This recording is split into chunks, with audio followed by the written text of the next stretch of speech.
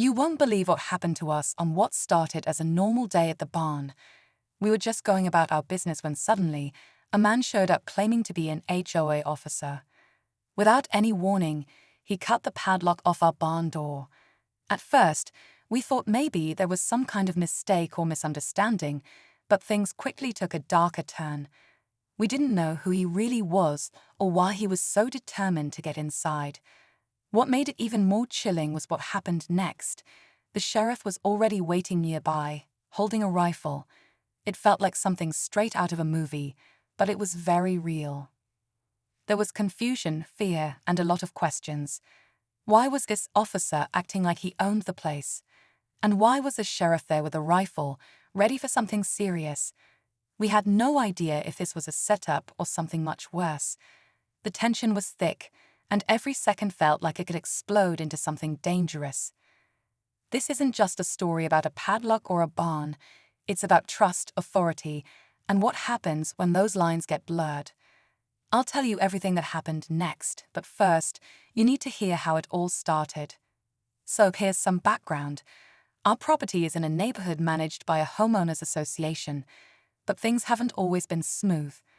We had a few run-ins before, mostly about small stuff like parking and fences, but nothing this serious. We never expected someone to just show up and cut a lock like that, especially claiming to be an HOA officer. Normally, if there's an issue, they send letters or try to talk first. This felt completely different, aggressive, sudden, and way too personal. The barn itself isn't just any old building. It's where we keep tools and some personal things that matter a lot to us, so seeing that lock cut was like a violation. We tried calling the HOA office, but no one would confirm if this man was really connected to them. That only made things more confusing. Meanwhile, the sheriff's presence raised even more questions. Why was law enforcement involved so quickly? And why was he holding a rifle? At first, we thought maybe someone called the cops for a break-in or trespassing, but no one ever told us anything.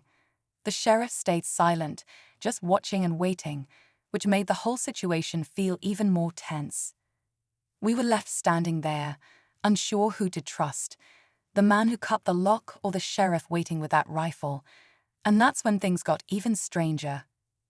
As we stood there, heart pounding, more questions crowded our minds than answers. The man who cut the padlock, he wasn't in any uniform that looked official, just a plain jacket and a badge that didn't feel right. We asked him directly who sent him, but he gave vague answers, almost like he was trying to avoid the real explanation. Meanwhile, the sheriff just nodded silently, his eyes scanning the property like he was expecting trouble at any moment. It was hard to tell if he was there to protect us or if something else was going on. At the same time, we started hearing whispers from neighbors. Some said the HOA had been cracking down harder lately, but others mentioned rumors about private security hired by someone on the board, acting more like vigilantes than community officers. Could this fake HOA officer have been part of some unauthorized enforcement, or was it something more personal? The lines between neighborly disputes and outright intimidation was starting to blur. On another level, we felt trapped between two forces, the supposed authority cutting into our property and the law enforcement standing guard with a rifle. Neither side was explaining what was happening, and we were stuck in the middle, unsure who had our back. We even wondered if this was some kind of setup or misunderstanding that had spiraled out of control.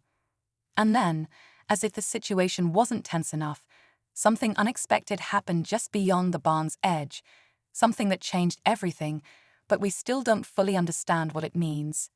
Just when we thought things couldn't get any more intense, a sudden noise came from behind the barn, sharp, like footsteps or something being dragged. Everyone froze. The man who cut the lock tightened his grip on what looked like a clipboard, but his eyes darted toward the sound, and even the sheriff shifted his stance, rifle raised just a little higher. The air felt heavy, every second stretching out longer than it should. We tried to stay calm, but inside we were panicking. Why was no one explaining what was going on? The man's answers had been vague all along, and the sheriff's silence only made us question what role he was really playing. Were they working together? Or was this some kind of standoff? And what was that noise? Could someone else be involved, watching us from the shadows? Our neighbors had warned us about strange things happening around the HOA lately. Unauthorized inspections, locked gates suddenly opened, and even reports of private security acting too aggressively. But this felt like it was on a whole different level. We were caught in the middle of something bigger than a simple neighborhood dispute, something that felt like it could spiral out of control at any moment. With the padlock gone, the barn vulnerable, and the sheriff's rifle aimed as if waiting for a signal, every instinct told us to be ready. But ready for what? The next moments were about to reveal just how deep this conflict went, how far people were willing to go over a barn, and some questions of authority. And just as we braced ourselves, the door creaked open. The barn door creaked open slowly, and at first, we expected to see the man who cut the lock step inside. But what we saw instead stopped us cold. There was no one there, just an empty, dark space filled with old tools and shadows. Then, from behind the barn, a second figure appeared, someone we didn't expect at all. It was a neighbor we thought we could trust.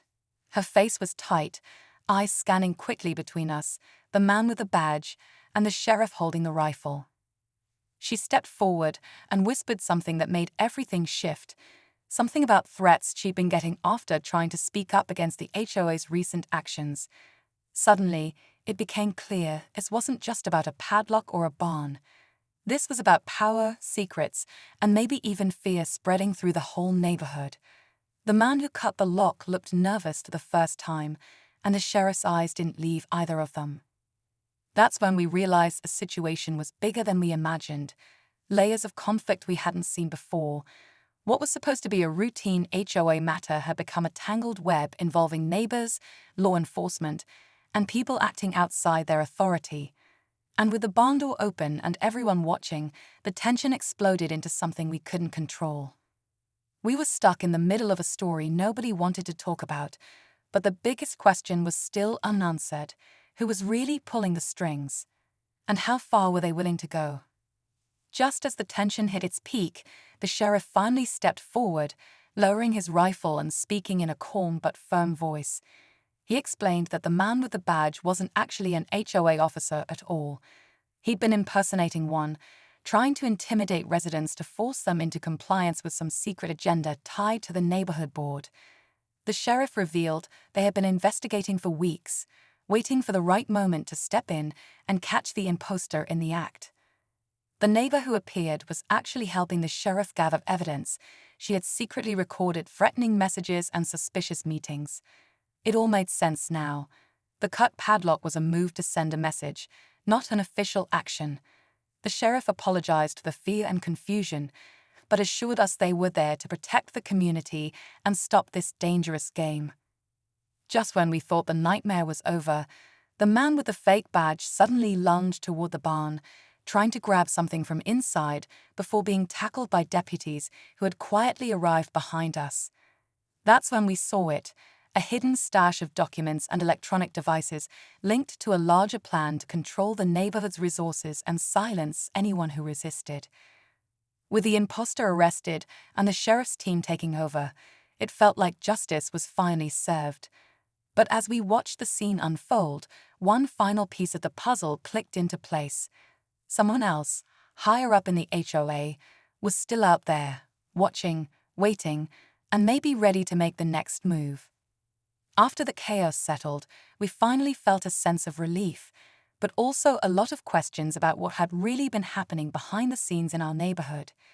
The sheriff promised a thorough investigation into the HOA board's activities and reassured us that anyone abusing their power would be held accountable.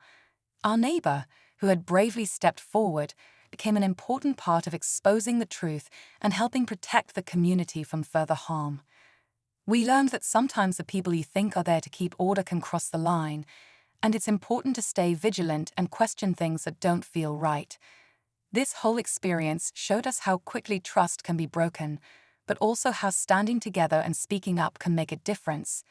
The fake HOA officer cutting our barn padlock wasn't just an act of vandalism, it was a symbol of deeper issues we hadn't fully seen before.